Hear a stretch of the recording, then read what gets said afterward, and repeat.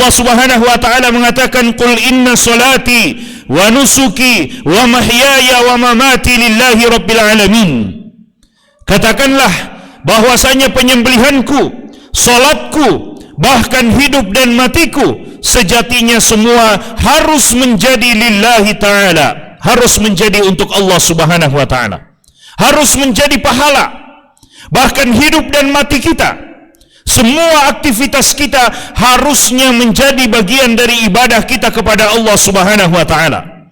Bahkan tidur kita, makan dan minum kita, pekerjaan kita, apapun itu yang terlihat adalah pekerjaan dunia, aktivitas dunia, harusnya dia bisa bernilai ibadah di sisi Allah Subhanahu wa taala, yaitu ketika kita meniatkan semua itu untuk Allah Subhanahu wa taala. Ketika kita meniatkan semua itu untuk memudahkan dan membuat kita lebih bersemangat dalam ibadah, maka tidur, makan, minum kita, semua aktivitas dunia kita, pekerjaan kita, semuanya akan bernilai ibadah di sisi Allah Subhanahu wa taala. Itulah yang Allah maksudkan, "Qul inna salati wa nusuki wa mahyaya wa mamati lillahi rabbil alamin." Katakanlah bahwasanya penyembelihanku, salatku, bahkan hidup dan matiku semuanya hanya untuk Allah Subhanahu wa taala Rabbul alamin. Maka kita ketahui jemaah sekalian, tidaklah kita ada di muka bumi ini kecuali dengan tujuan yang sama, yaitu untuk beribadah kepada Allah Subhanahu wa taala. Dan ibadah, amal soleh yang kita lakukan hari ini jemaah sekalian, itu adalah bekal terbaik yang akan kita bawa kembali kepada Allah Subhanahu wa taala. Allah Subhanahu wa taala ketika mengingatkan tentang kematian, lalu menutup ayat itu dengan mengingatkan kita bahwa amal soleh adalah bekal terbaik yang kita bawa menuju kepada Allah Subhanahu wa taala. Allah katakan, "Qul innal mauta alladhi tafirruna minhu fa innahu mulaqikum." Katakanlah wahai Nabi Muhammad, kematian yang kalian berlari darinya, menghindar darinya, fa innahu mulaqikum, kematian itu yang akan mendatangi kalian, kata Allah Subhanahu wa taala. Thumma turadduna ila alimil ghaibi wasyahadah. Kemudian setelah kematian itu kalian akan dikembalikan kepada Allah yang maha mengetahui perkara yang gaib dan perkara yang nyata terlihat. Lalu kata Allah Subhanahu wa taala, "Fayunabbi'ukum bima kuntum ta'malun." Setelah kalian dikembalikan kepada Allah Subhanahu wa taala, kalian akan diberitahukan dan dikabarkan dan diperlihatkan tentang semua amalan yang kalian lakukan di muka bumi semasa itu. Semua yang kita lakukan hari ini jemaah sekalian akan kita saksikan balasannya di hadapan Allah Subhanahu wa taala. Dan itulah bekal kita menuju kepada Allah Subhanahu wa taala. Bekal yang ketika seorang muslim dimasukkan ke dalam liang lahatnya, bekal itulah yang akan menemaninya dalam kuburan-kuburannya. Nabi SAW mengatakan, "Yatba'ul mayyit thalath." Ada 3 perkara yang akan mengikuti mayit sampai ke kuburannya. Fayarji'u ithnani wa yabqa wahidun. 2 akan kembali pergi meninggalkannya, dan yang akan tinggal bersamanya di dalam liang lahatnya hanya 1. Fayarji'u ahluhu wa maluhu. Keluarganya dan harta bendanya akan pergi meninggalkannya. Wa yabqa ma'ahu amaluhu. Dan yang akan tinggal bersamanya adalah amal solehnya yang dia lakukan hari ini. Amal yang kita lakukan hari ini jemaah sekalian, itulah amalan yang akan menerangi kuburan kita. Kuburan, Nabi SAW mengatakan bahwa kuburan itu hanya akan menjadi satu dari 2 perkara. Imma yakuna raudatan min riyadil jannah, entah menjadi taman dari taman-taman surga, au hufratan min hufarin niran, atau menjadi lubang dari lubang-lubang api neraka, na'udzubillahi min dzalik. Kuburan adalah tempat yang sangat sempit, tapi akan diluaskan oleh Allah Subhanahu wa taala bagi orang-orang yang beriman dan beramal soleh di muka bumi ini sebelum dia meninggal dunia. Kuburan adalah tempat yang sangat gelap, tapi amal soleh yang dia lakukan hari ini, itulah yang akan menjadi pelita dan akan menerangi kuburannya. Kuburan adalah tempat yang sangat menakutkan, karena disebutkan dalam hadis Nabi alaihi salatu wasalam, setiap orang yang meninggal, seketika dia dimasukkan ke dalam kuburnya, maka akan diperlihatkan tempatnya, akan diperlihatkan tempat kembalinya, entah itu surga atau neraka, na'udzubillahi min dzalik. Sehingga orang-orang yang beriman ketika diperlihatkan surga kepadanya, dia berharap agar hari kiamat segera ditegakkan oleh Allah Subhanahu wa taala, karena dia berharap balasan yang lebih baik dari apa yang dia lihat. Adapun orang-orang yang tidak beriman, tidak beramal soleh di muka bumi ini semasa dia hidup, maka Allah perlihatkan tempatnya di dalam api neraka, na'udzubillahi min dzalik. Maka pada saat itu dia berharap agar tidak akan pernah terjadi hari kiamat, karena yang dia rasakan di rumah pertamanya, yaitu di alam kubur saja, sudah sangat menyakitkan, sudah sangat mengkhawatirkan dan menakutkan buat dirinya, apalagi yang datang setelahnya. Utsman bin Affan radhiyallahu taala anhu didapati oleh Nabi dan para sahabat pada saat beliau menziarahi kubur.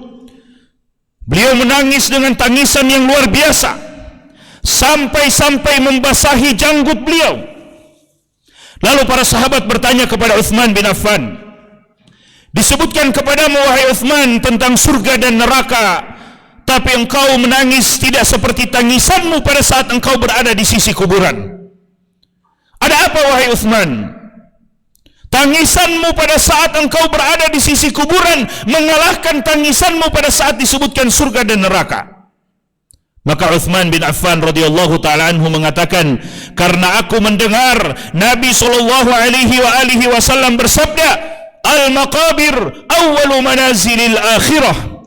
Kuburan adalah rumah pertama menuju negeri akhirat, bukan rumah terakhir. Kuburan bukan rumah terakhir. Kuburan adalah rumah pertama menuju negeri akhirat.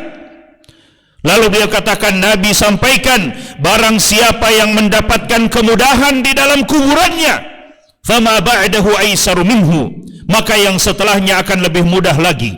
Setelah kuburannya akan lebih mudah lagi. Dan siapa yang mendapatkan kesulitan di alam kuburnya, maka yang datang setelahnya akan lebih buruk lagi, akan lebih menderita lagi, dan akan lebih berat lagi dia rasakan. Kuburan adalah rumah pertama kita, jemaah sekalian. Kita ini ketika hidup di dunia, kita terlalu banyak berpikir bagaimana bisa hidup senang di dunia, dan kadang kita lupa bagaimana bisa hidup senang di akhirat. Kita terlalu banyak berpikir bagaimana kita bisa bahagia di dunia, dan kita lupa mempersiapkan kebahagiaan di akhirat. Kita lupa mempersiapkan kebahagiaan di alam kubur kita. Kita lupa mempersiapkan kebahagiaan pada hari Allah bangkitkan semua manusia dari alam kuburnya. Kita lupa mempersiapkan bagaimana bisa bahagia dengan memperoleh surga Allah Subhanahu wa taala. Padahal dunia ini Allah jadikan untuk kita mempersiapkan bekal-bekal itu menuju kepada akhirat. Dan kehidupan akhirat lebih kekal daripada kehidupan dunia. Kehidupan dunia adalah kehidupan yang sangat sementara, bukan hanya sementara, tapi amat sangat sementara. Nabi kabarkan tentang umur umat Nabi Muhammad, a'maru ummati ma baina 60 wa 70. Umur umatku antara 60 sampai 70 tahun. Wa qalilun minhum ma yajuzu dzalik.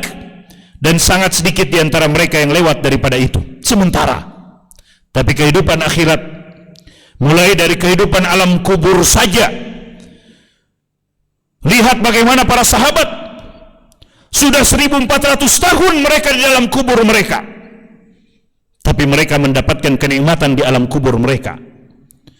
Kita ketika kita meninggal dunia nanti, kita tidak tahu kapan hari kiamat, kapan hari kebangkitan. Mungkin kita akan berada di alam kubur kita ratusan tahun, mungkin kita akan berada di alam kubur kita bahkan ribuan tahun, kita tidak tahu. Tapi yang pasti, kalau kita mempersiapkan diri sejak sekarang, berarti kita sedang membangun kenikmatan di alam kubur kita. Dan kalau kita menyia-nyiakan waktu kita dari ibadah kepada Allah Subhanahu wa taala, berarti kita sedang mempersiapkan kesulitan di alam kubur kita. Sebagai contoh, Allah Subhanahu wa taala mengabarkan tentang Fir'aun dan bala tentaranya dan pengikut-pengikutnya yang Allah tenggelamkan di Laut Merah itu. Allah kabarkan tentang mereka sampai dengan hari ini Allah menyiksa mereka di alam kubur mereka. Meskipun jasad Fir'aun diselamatkan sebagai tanda kebesaran dan pelajaran untuk kita, tapi ruhnya di alam kubur mereka mendapatkan siksa dari Allah Subhanahu wa taala. Allah berfirman, "An-naru yu'raduna 'alaihim ghuduwwan wa 'ashiyya." An-naru yu'raduna 'alaiha ghuduwwan wa 'ashiyya. Neraka diperlihatkan kepada mereka di setiap pagi dan sore hari sebagai bentuk azab kepada mereka. Dan akan bertambah lagi azab mereka, kata Allah Subhanahu wa taala, wa yauma taqumus saah, dan pada hari ketika hari kiamat ditegakkan oleh Allah Subhanahu wa taala, adkhilu ala fir'auna asyaddal azab. Masukkanlah Fir'aun dan semua pengikutnya ke dalam azab yang sangat pedih. Allah kabarkan dalam ayat ini jemaah sekalian, bahwa di alam kubur mereka mendapatkan siksa, dan siksa yang lebih berat lagi ketika mereka dibangkitkan pada hari kiamat nanti. Dan sudah berapa tahun bala tentara Fir'aun di dalam kubur mereka? Ribuan tahun mereka disiksa di dalam kubur mereka sebelum siksa yang lebih besar di akhirat. Inilah yang kami maksudkan jemaah sekalian. Hari ini kalau kita tidak mempersiapkan yang terbaik untuk kubur kita, lalu apa yang kita harapkan bisa menyelamatkan kita di akhirat? Oleh karena itu, kami mengajak kepada diri kami dan kepada kita semua. Kita memang adalah manusia yang kadang kita capek, kadang kita lelah, kadang kita lalai. Tapi jangan pernah tinggalkan kewajiban kita kepada Allah Subhanahu wa taala.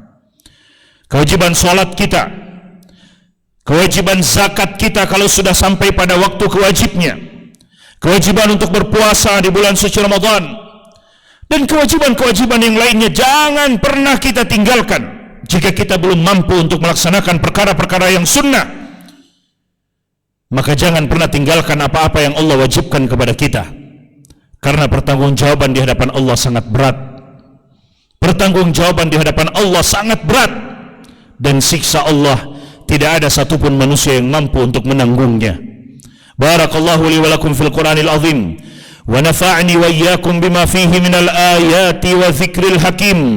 قلت ما سمعتم واستغفر الله لي ولسائر المسلمين من كل ذنب فاستغفروه إنه هو الغفور الرحيم.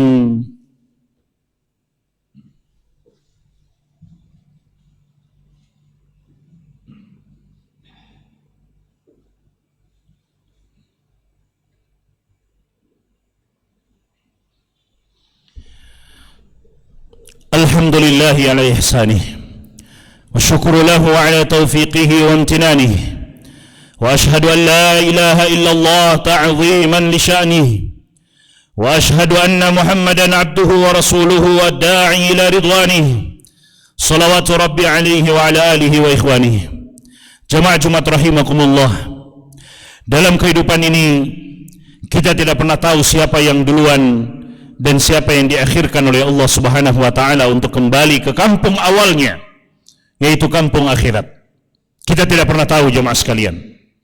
Bahkan untuk menjamin hidup kita masih bisa mendapatkan kehidupan besok, rasanya sangat takut untuk kita bisa menjamin. Karena Allah Subhanahu wa taala mengingatkan kepada kita, "Wa ma tadri nafsum madza taksibu ghada." Dan tidak ada satu jiwa pun yang tahu apa yang akan dia dapatkan besok hari. Wa ma tadri nafsum bi ayyi ardin tamut. Tidak ada satu jiwa pun yang tahu di bumi mana dan kapan dia dipanggil oleh Allah Subhanahu wa taala. Tidak ada yang tahu. Karena kita tidak tahu, maka kita diperintahkan untuk tidak pernah menunda. Kita diperintahkan untuk jangan sampai menunda. Jangan sampai menunda untuk kembali kepada Allah. Jangan menunda untuk beramal soleh. Jangan pernah menunda untuk berbuat kebaikan. Karena jika kita menunda dan ternyata sudah waktunya untuk kita kembali kepada Allah, maka yang akan menyesal adalah kita sendiri. Oleh karena itu jemaah sekalian yang dimuliakan oleh Allah Subhanahu wa taala, hari-hari mulia dari bulan Zulhijjah memang telah pergi. Tapi kita masih berada di bulan-bulan yang Allah Subhanahu wa taala agungkan. Tetap teruslah jaga amal ibadah kita. Bahkan tambah semangat dan perbanyak amal ibadah kita. dan beristighfarlah kepada Allah Subhanahu wa taala atas setiap kekurangan-kekurangan kita. Semoga Allah Subhanahu wa taala menerima setiap amal ibadah kita dan mengampuni serta menyempurnakan setiap kekurangan-kekurangan dalam diri kita dan dalam hidup kita. Kemudian perbanyaklah salawat dan salam kepada Nabi sallallahu alaihi wasallam, terutama di hari Jumat seperti ini. Nabi sallallahu alaihi wasallam perintahkan kepada kita untuk banyak berselawat kepadanya dan memberikan janji dalam hadis beliau, "Man shalla alayya wahidatan sallallahu alaihi biha asyra." Siapa yang berselawat kepadaku sekali, maka Allah akan membalas salawat untuk orang tersebut sebanyak 10 kali. Dan di dalam Al-Quran Allah Subhanahu wa ta'ala berfirman, "Innallaha wa malaikatahu yusalluna 'alan nabi ya ayyuhalladzina amanu sallu 'alaihi wa sallimu taslima." Allahumma salli ala nabiyyina Muhammad wa ala ali Muhammad kama sallaita ala Ibrahim wa ala ali Ibrahim fil alamin innaka Hamidun Majid. Warḍa Allahumma 'anil khulafa'ir rasyidin al-a'immatil mahdiyyin Abi Bakar wa Umar wa Utsman wa Ali wa anna bimannika wa karamika ma'ahum ya arhamar rahimin. Allahumma ighfiril muslimina wal muslimat wal mu'minina wal mu'minat al ahya'i minhum wal amwat innaka sami'un qaribun mujibud da'wat ya qadiyal hajat. Allahumma arinal haqqa haqqa warzuqna ittiba'ah wa arinal batilan batila warzuqna ijtinabah. Allahumma a'inna ala dzikrika wa syukrika wa husni ibadatik. Allahumma a'inna ala dzikrika wa syukrika wa husni ibadatik. Allahumma a'inna ala dzikrika wa syukrika wa husni ibadatik. Rabbana la tuzigh qulubana ba'da idh hadaytana wa hab lana min ladunka rahmah innaka antal wahhab. Rabbana atina fid dunya hasanah wa fil akhirati hasanah wa qina adzaban nar. Subhana rabbika rabbil izzati amma yasifun wa salamun alal mursalin walhamdulillahi rabbil alamin wa aqimus salah.